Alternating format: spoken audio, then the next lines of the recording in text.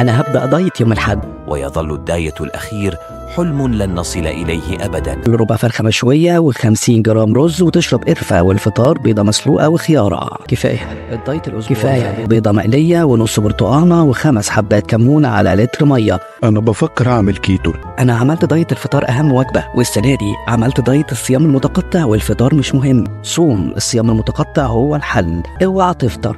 وملح هيمالايا و44 سعر حراري ونص في الوجبة. ممنوع العشاء، الفطار أهم. ريجيم البطاطا الحارة، وريجيم اللحم المندي، وأيضا ريجيم لحمة الراس والسبانخ. يستي كده بلا دايت بلا هم. تاكل 5 وجبات في اليوم عشان جسمك يحرق، تاكل وجبة واحدة في اليوم بس عشان تدي فرصة لجسمك يحرق. أنا بفكر في اللوكارب. عملت دايت لا للدهون. أنظمة غذائية متعددة. عارف إن في دايت بيسمح بالمكرونة البشاميل؟ سكر مهم، اوعى تاكل سكر.